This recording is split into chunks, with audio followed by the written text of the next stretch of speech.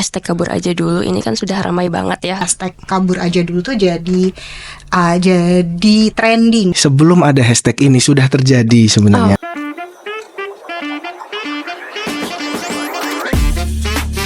Halo sahabat BCM semua, ketemu lagi dengan kita di acara FYI atau For Youth Information.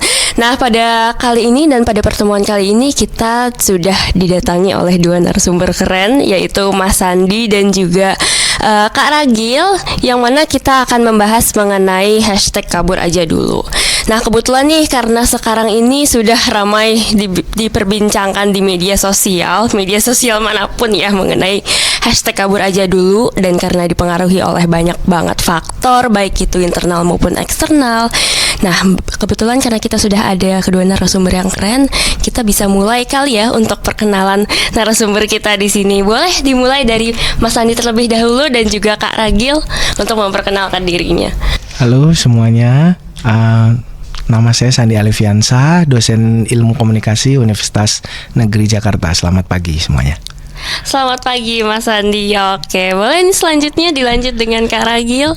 Hai sahabat BCF, saya Ragil Dian tepatnya. Saat ini saya bekerja sebagai Public and Community Engagement Officer untuk satu lembaga penelitian Oxford University Clinical Research Unit di Indonesia. Terima kasih. Wah, keren banget nih. Berarti keduanya ada latar belakang akademiknya juga ya? Masih relevan dengan sepertinya begitu ya.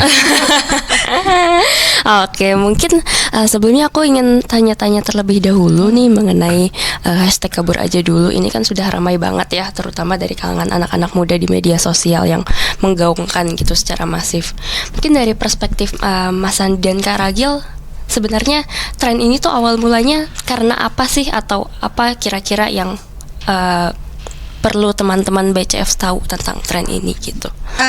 Kalau aku sih melihatnya mungkin ada dua hal ya yang kenapa kemudian tiba-tiba hashtag kabur aja dulu tuh jadi trending. Pertama mungkin karena saya nggak bahas urusan politiknya ya. Jadi saya nggak.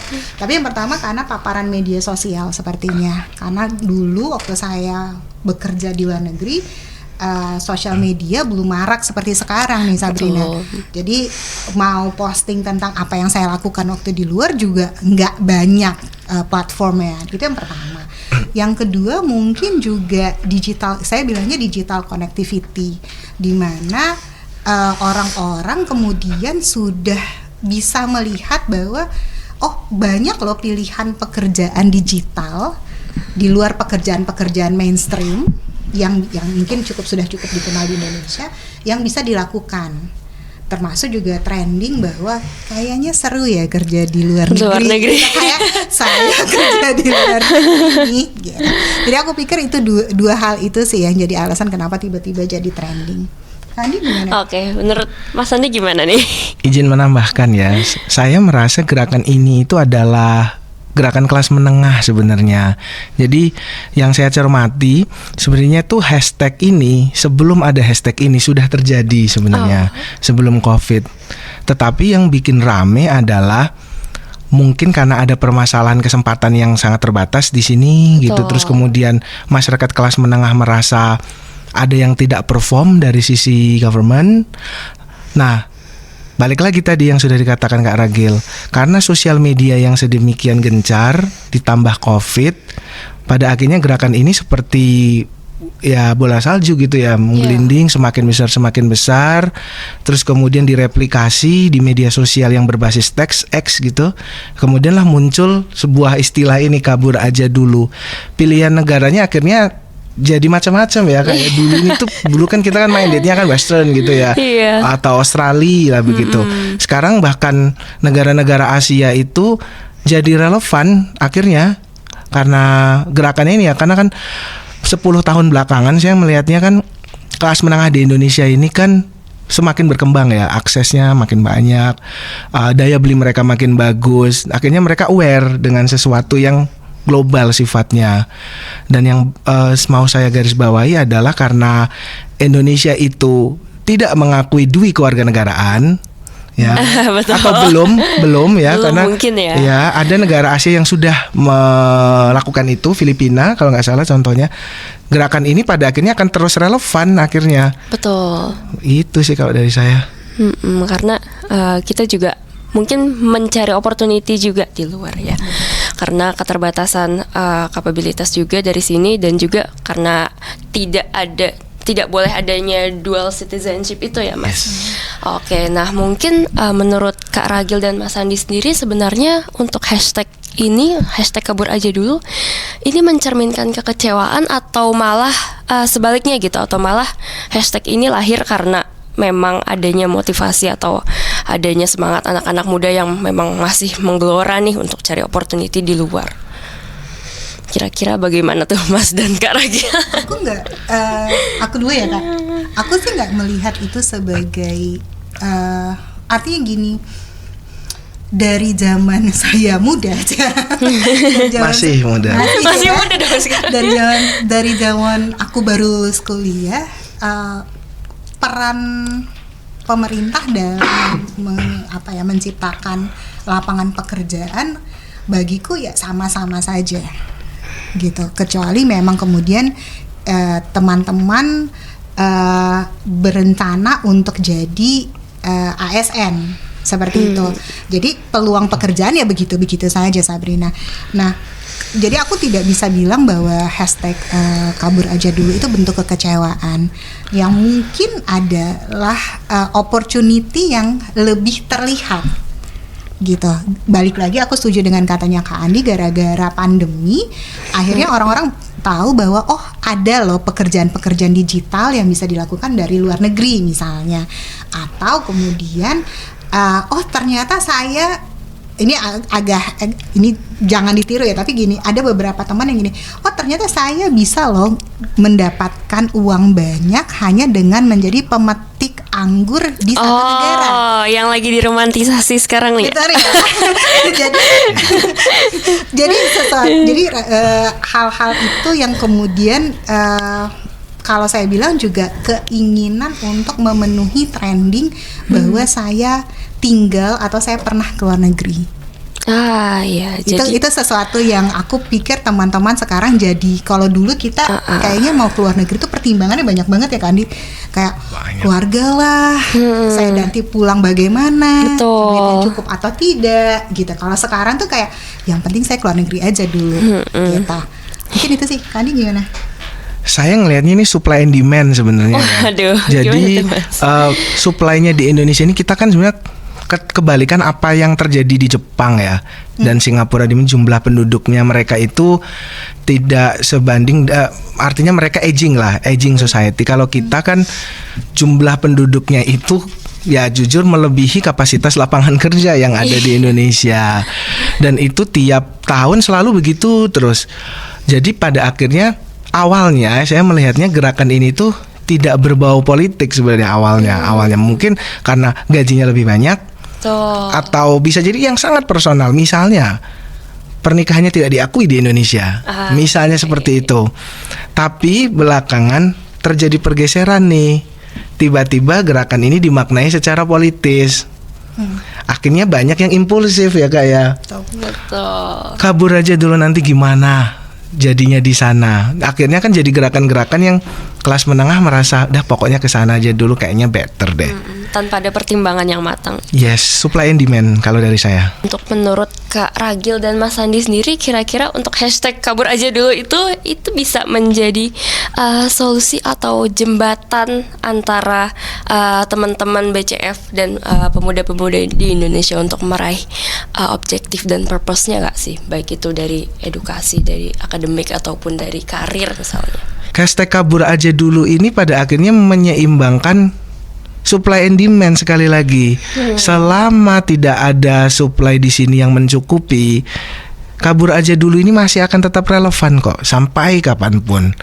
Jadi kalau misalnya saya disuruh tanya apakah ini akan terus bergulir, ya selama tidak disediakan tempat di sini, itu keniscayaan. Menurut saya itu keniscayaan. Berarti nggak masalah ya kalaupun kita cari opportunity di luar pun. Negara Indonesia setahu saya bukan negara yang melarang. penduduknya untuk pergi dan karena ada beberapa negara yang melarang loh. Saya nggak perlu nyebutkan negaranya yang sangat protektif begitu. Indonesia tidak melarang. Indonesia juga tidak melarang rakyatnya untuk berubah kewarganegaraan. Indonesia hanya melarang kita punya dua kewarganegaraan. Kalau dari perspektif saya begitu. Aku sih mungkin melihatnya seperti ini. Proses ini ada dari dua arah. Kalau Sabrina misalnya main-main, buat teman-teman BCF yang tinggal di Jakarta, kalau main-main ke daerah misalnya SCBD atau Tamrin Sudirman gitu, itu banyak juga warga-warga negara asing yang kerja di Indonesia. Betul. Right? Jadi artinya kalau mereka bisa datang, kenapa kita nggak bisa ke sana? Aku melihatnya seperti itu. Terlepas dari ada hashtag atau tidak ada hashtag, sebenarnya begitulah dinamika kerja saat ini. Jadi dinamika profesionalitas saat ini. Yang mungkin aku harus highlight adalah bahwa jangan sampai gara-gara ada hashtag kabur aja dulu itu kemudian teman-teman jadi impulsif. Betul. Gitu. Jadi kalau memang mau kabur, setidaknya ada bekalnya. Gitu. Apapun itu bekalnya. Nah, aku ingin tahu nih untuk pengalaman-pengalaman Kak Ragil dan Mas Andi sendiri, kira-kira bagaimana sih atau apa yang kira-kira Mas dan Kakak pikirkan ketika sampai di negara orang? ketika pertama kali sampai. Tuh. Mungkin boleh dari Mas Andi dulu deh. Kalau saya karena orientasinya waktu itu belajar ya, saya ingin tahu gimana mereka memandang keilmuan yang kita dalami waktu itu. Literaturnya mereka bacanya seperti apa, kiblat mereka, kemudian bagaimana tugas-tugas akhirnya, terus kemudian kurikulum mereka seperti apa, lecturersnya seperti apa. Jadi kalau saya lebih ke akademik sebenarnya pertama kali yang saya jadi pertimbangan seperti itu. Biaya hidup itu sudah pasti. Terus kemudian yang pertama kali itu memang saya ingin sekali at least saya dalam waktu 2-3 bulan ini bisa basic bahasa warga setempatnya. Itu pertama. Jadi saya dengarkan seri-series, potongan-potongan YouTube waktu itu.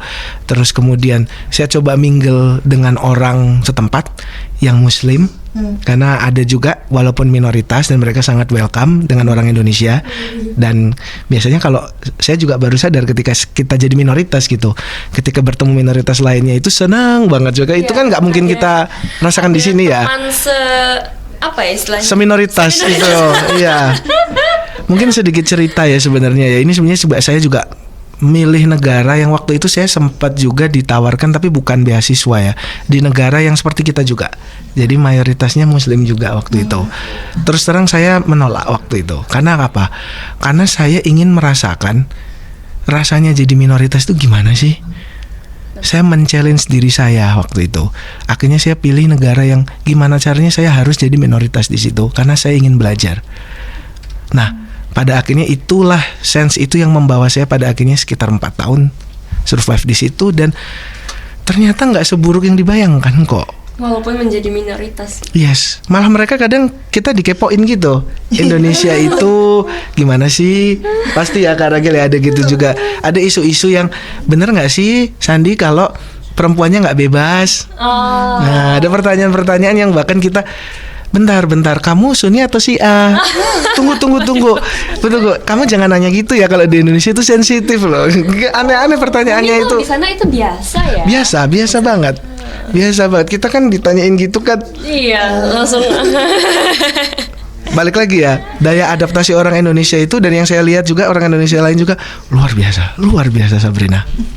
Aku ambil timeline 6 bulan deh ya. Jadi kalau di 3 bulan pertama benar kayak kata Kak Sandi, pertamanya emang kayak adaptasi logistik sih. Jadi adaptasi tempat tinggal, terus adaptasi biaya hidup. Jadi kadang-kadang masih yang kayak hemat-hemat ya Kak. Ini duitnya cukup nggak ya, duit bulanan gitu kan. Anak kos banget ya. Anak kos banget guys. Jadi, saya waktu COVID lagi waktu itu bayangin gitu. Iya terasa banget. Iya. Jadi kayak dan masih kepala sempoanya masih ngitung kan. Jadi kayak kalau saya makan sekian itu berapa rupiah ya? Cukup nggak ya kalau saya belanja di pasar ini sama di pasar ini mana yang murah? 3 bulan tuh di situ. Kebetulan alhamdulillahnya memang saya dapat kelas bahasa gratis. Jadi karena memang harus berkomunikasi dengan warlock, akhirnya belajar bahasa Hindi. Dan baru tahu juga kalau bahasa nasional di India itu lebih dari 2. Oh, yang resminya? Yang resminya. Jadi ada Hindi, ada Urdu, ada Bangaluru, ada berapa lagi kalau nggak salah 5 atau kalau nggak salah saya ada 5. Nah, saya berkesempatan belajar 2. Jadi saya belajar bahasa Hindi, saya belajar bahasa Urdu, selain bahasa Inggris tentunya. Jadi itu selama 3 bulan itu tiap hari les bahasa. Kayak jadi ada gurunya nih, jadi kayak, dan itu memang akhirnya kita cuma sebatas berdialog saja. Jadi mau beli makan, mau bilang permisi seperti apa, mau bilang tolong seperti apa, mau pesan teh panas bagaimana caranya, begitu. Jadi lebih ke situ. Mungkin kayak Mas Andi tadi lebih ke daily conversation ya? Iya, daily conversation, sehingga kita nggak lost di jalan. Oh, betul. okay. Karena pengalaman menariknya di India adalah kalau kamu pesan, misalnya kamu pesan teh yang di pinggir jalan, Starling. Kalau kamu pesan Starling, kamu pakai bahasa Inggris dengan bahasa India, bahasa Hindi, itu beda harganya. Iya. Lumayan, jadi kayak buat para relawan seperti saya itu jadi sesuatu yang kayak, oh harganya beda. Oh beli misalnya belanja di pasar internasional dengan belanja di pasar tradisional, itu ternyata harganya beda. Jadi benar 3 bulan itu urusannya cuma logistik. Saya setuju. Jadi saya mulai lihat selain bekerja, saya bisa belajar apa. Oke, nah setelah itu aku ingin tanya nih untuk pertanyaan lebih lanjutnya. Menurut Mas Andi dan Kak Ragil, kira-kira perbedaan sistem pendidikan dan pasar kerja di luar dengan di sini tuh apa ya? Yang bekerja di luar dulu deh. Oke, boleh. Perbedaannya dengan yang di sini. Iya, perbedaan sistem pendidikan dan pasar kerja dengan di sini. Mungkin kalau pasar kerja di luar, aku bisa bilang lebih spesifik. Jadi kalau misalnya contohnya Sabrina jurusannya komunikasi, ya maka jadi gini, kalau kamu mencari orang yang kerja di bidang komunikasi, maka lulusannya harus komunikasi. Seperti itu. Itu yang pengalamannya aku ya. Jadi kalau, dan itu sudah sangat spesifik. Jadi nggak cuman kayak kita mencari orang dengan latar belakang komunikasi, nggak cuman gitu. Tapi kayak saya mau cari komunikasi jurnalistik misalnya. Fokus bidangnya seperti apa dengan kemampuan ABC. Sangat detail, sangat spesifik. Plus biasanya sudah ada tuh rate salary-nya sekian. Gitu. Jadi nanti akan ada, oke, ini entry level, artinya kamu bisa di-apply oleh fresh grade, atau ini middle level, atau ini memang sudah buat profesional yang pengalamannya minimal 5-10 tahun misal. Sangat detail, dan sehingga kita juga apply-nya nggak cap-cip gitu. Benar. Transparan ya. Transparan, dari mereka. Betul. Dan yang satu lagi aku ngerasa, ini pengalaman dengan lembaga yang sekarang ya, prosesnya sangat transparan. Jadi ketika misalnya mereka tawarin saya, jadi kayak kamu mau nggak kerja, kamu mau nggak posisi ini, bahasanya seperti itu. Terus saya bilang oke, kita ngobrol dulu ya. Jadi interview itu lebih sekedar ngobrol, mereka maunya apa, saya bisa fulfillnya di mana. Iya, betul. Gitu. Jadi bukan yang kayak oke, coba ceritakan latar belakang kamu seperti apa, yang which is sudah ada di CV ya. Jadi benar-benar kayak oke, Ragil, kita maunya ABC. Dan saya akan bisa sangat jujur untuk bilang saya nggak pernah punya pengalaman di A, tapi saya cukup kompeten di B dan C. Plus saya punya D yang bisa mungkin menunjang yang si A. Jadi itu benar-benar kayak negosiasi jadinya. Lalu kemudian tahapannya jelas. Oke, Ragil, setelah interview kamu akan dikasih tahu 2 minggu untuk tahu kamu masuk tahap selanjutnya atau tidak. Gitu. Jadi sistemnya seperti itu, dan kemudian ada grading yang cukup clear kalau buat aku. Jadi artinya misalnya kamu kerja di bidang ini 2 tahun, kamu ikut pelatihan atau kamu ikut uji kompetensi ABC ini, kamu bisa naik sebagai ini. Oh, jenjang karirnya jelas. Iya, Jenjang karirnya jelas. Jadi kayak sekarang ketika mereka tahu aku cukup tertarik untuk bidang penelitian, mereka bilang, kamu nggak bisa kalau cuman S2 aja jadi peneliti, kamu harus S3. S3-nya mau di bidang apa? Jadi itu kayak bener-bener, dan supervisor itu adalah mentor. Gitu. Nah, itu yang mungkin berbeda ya. Kalau di kita sistemnya bukan mentorship tapi masih bosnya. Jadi kayak lebih cenderung atasan bawahan. Betul. Ya. Balik lagi kalau aku pinjam istilahnya Kak Andi itu jadi feodal. Kamu kerjain ABC ya. Saya akan meng-highlight gini ya, kalau saya itu kebetulan kemarin itu saya dapat ada teman yang baru studi di Australia. Dia ngomong gini, San, aku di Australia ini 3 bulan pelangak pelongo. Bingung aku di Australia ini ngapain, San? Di situ saya pada akhirnya mikir dulu saja, kita ini terlalu disuapin sebenarnya di Indonesia ini. Di luar itu, kalau kamu nggak inisiatif, kamu nggak appointment, kamu nggak belajar sendiri, ya yang terjadi begitu. Udah 3 bulan dia di Australia nggak pelongo gitu. Ya jangan diharapkan dosen luar negeri itu seperti dosen kita yang nyari-nyari dapat dan lain sebagainya. Nggak ada, kita yang approach sendiri, kita yang ngontak sendiri, dan mereka pasti welcome itu. Mereka pasti welcome. Terus kemudian masalah linearitas. Di kita kan seperti mendewakan sekali kan, linearitas ini harus linear apa. Di luar itu yang ditanyakan justru kamu karya terakhirnya apa. Nggak masalah kamu latar belakang pendidikannya itu apa. Seni pun misalnya kamu tertarik di sesuatu yang berbau environment misalnya, ya kamu pada akhirnya bisa juga bergabung dengan para saintis-saintis di bidang environment, engineer gitu, bisa juga. Jadi sekat-sekat ilmu itu tidak terlalu masalah bagi mereka gitu. Terus orientasinya udah project. Jadi betul. S1 itu nggak skripsi, kalau di kita nyebutnya skripsi ya. Mereka sudah orientasinya sudah project.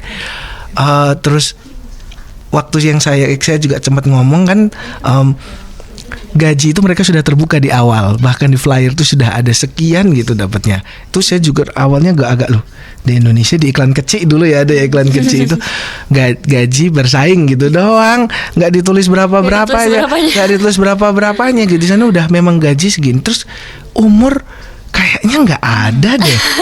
Saya kok maksimal 25 tahun gitu. Mereka hanya nanya pokoknya pendidikannya ini dan latar belakangnya berhubungan dengan ini. Jadi nggak yang sangat spesifik, pokoknya kalau nggak hukum nggak bisa dikit. Kayaknya mereka sudah sangat cair sekali ya tentang labor force gitu, tentang manpower gitu. Karena mereka memang membutuhkan seseorang yang kompeten, udah gitu aja. Dan itu diuji dari portofolio kalau saya ngelihatnya. Karyamu mana gitu. Ijazah harus didampingi portofolio. Betul. Itu mungkin yang saya lihat ya bedanya dengan di Indonesia gitu. Nah, balik lagi nih mengenai hashtag tadi, kabur aja dulu. Untuk Mas Andi dan Kak Ragil, kira-kira ada pesan nggak untuk generasi muda, terutama untuk teman-teman BCF di sini atau untuk Gen Z seperti aku, untuk mempertimbangkan kembali misalnya mereka ingin merantau ke luar negeri? Dari saya ya, misalnya sahabat-sahabat dan juga ke Sabrina juga dan ke teman-teman, pertimbangkan dengan matang sebelum pergi ke luar negeri, baik itu temporary atau for good. Percaya bahwa negara ini tidak melarang warganya untuk pergi ke luar negeri. Sentimen-sentimen ini kan kemudian menjadi sangat politis akhir-akhir ini kan. Diberikan label-label tidak nasionalis dan lain sebagainya. Percayalah sebenarnya tidak seperti itu. Teman-teman hanya ingin hidupnya lebih baik sebenarnya. Kalau saya dari sisi sense yang sangat sederhana gitu ya. Mungkin opportunity-nya di sini tidak cukup mumpuni untuk menerima dia gitu. Lalu kemudian jangan ambil informasi setengah-setengah. Kemudian juga harus banyak dengar dulu. Kalau saran saya sih sebelum memutuskan itu waktu belajarnya, keputusannya itu kalau bisa tuh jangan dalam rentang waktu mingguan.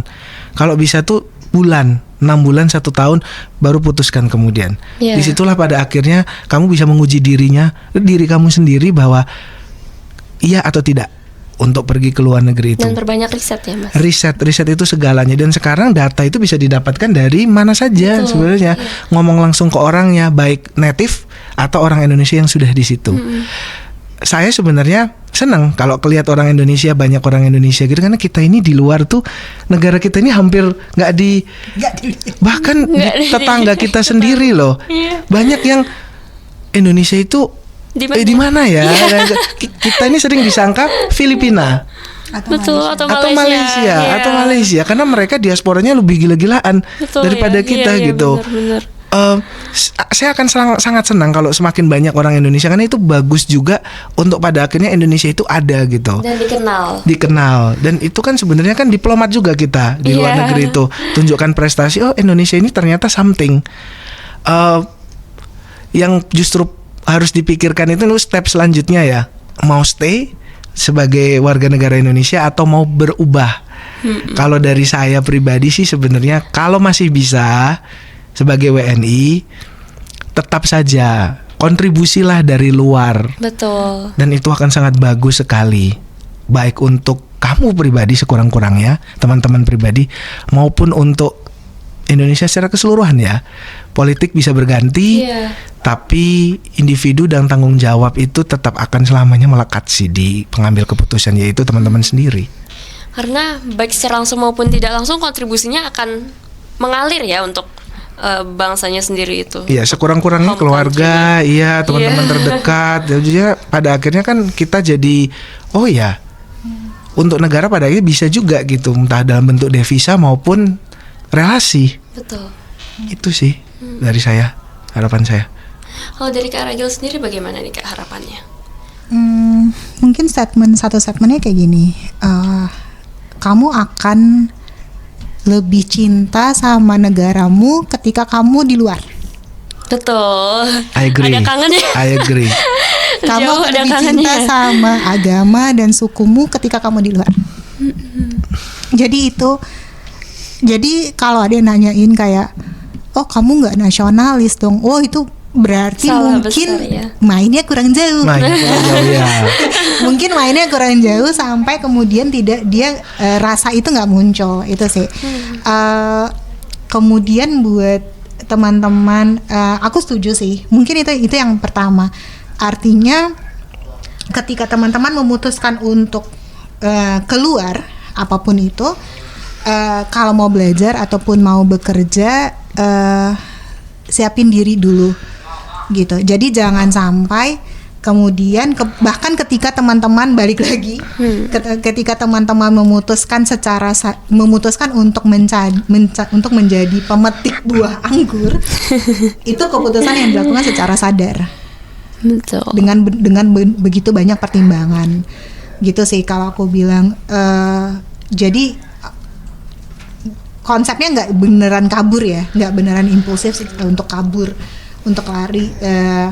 Itu sih kalau aku bilang. Dan seringkali ketika teman-teman ada di luar negeri, effort untuk kembali ke Indonesia itu lebih berat. Apalagi kalau bekerja. Kalau untuk study biasanya ada limit waktu, karena visa kan. Gitu kan, Sudah kayak visa. 2 tahun Scholarship selesai terms ya. ya, visa juga itu. Nah, kalau scholarship juga gitu kan, kayak kamu nggak lulus 4 tahun, ya udah bye-bye gitu kan. Biasa kalau untuk kerja itu biasa agak lebih fluid gitu. Jadi dan kadang-kadang ketika kita ngerasa kayaknya gue nggak betah dari sini gitu, buat balik itu lebih berat ongkosnya, lebih berat kayak stigma bahwa lo dianggap gagal guys. Iya benar. Kan lo udah bagus ada di negara itu, kenapa pulang ke Indonesia? Ada pikiran dan ada ketakutan juga. Padahal nggak, mereka orang-orang yang ngomong kayak gitu juga nggak tahu sebenarnya kita di luar seperti apa kan, gitu. Jadi selain persiapan tadi, kalau aku bilangnya persiapan logistik, mungkin juga persiapan mental sih. Apakah kita ready misalnya untuk meninggalkan keluarga, meninggalkan pasangan? Apakah kita ready untuk kemudian melepas sedikit karakter kita? Artinya supaya bisa beradaptasi. Iya. Apakah kita bisa secara mental tetap sehat kalau kemudian ada masalah di luar, karena support system kita belum ada di sana. Betul.